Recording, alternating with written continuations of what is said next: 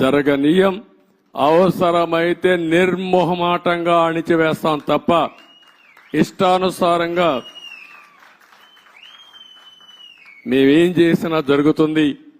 Rowdyism చేస్తాం, రాజకీయాన్ని అడ్డం పెట్టుకుంటామంటే మాత్రం అది జరగనీయకుండా చేస్తానని చెప్పి కూడా మీ అందరికీ హామీ ఇస్తూ మరొక్కసారి అందరికి కూడా ఇక్కడుండే రైతాంగానికి మనస్ఫూర్తిగా నమస్కారాలు. మిగిలిన అన్ని విషయాలు మాట్లాడతాను.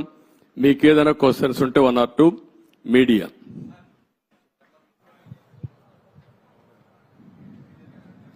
చెప్పండి.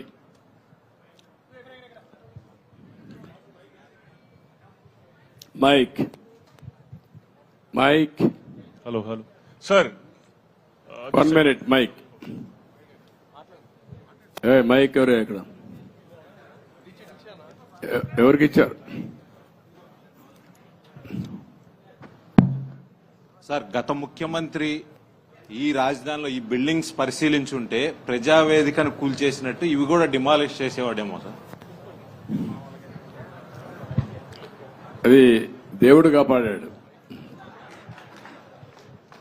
ఒక ఉన్మాది బారి నుంచి ఇంకా ఫర్దర్ గా కూల్చేయకుండా దేవుడే కాపాడాడు అమరావతిని. అందుకే నేను చెప్పాను, కొన్ని 16,000 గ్రామాల్లో పూజలు చేసి పవిత్రమైన మట్టిని, పవిత్రమైన జలాలను తీసుకొచ్చారు ఇక్కడికి. పార్లమెంటు సాక్షిగా ప్రధానమంత్రి తీసుకొచ్చాడు. మొత్తం ప్రార్థనాలయాలు దేశంలో విదేశాల్లో నుంచి తీసుకొచ్చాం.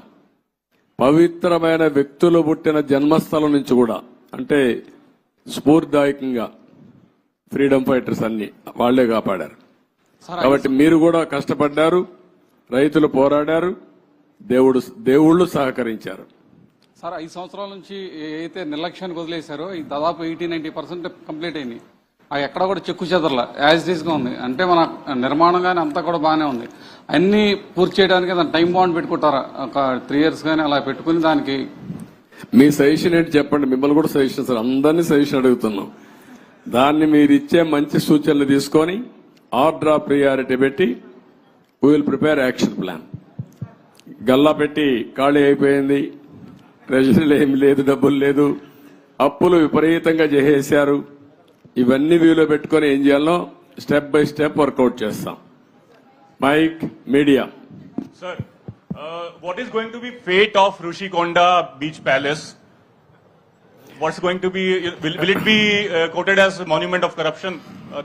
That's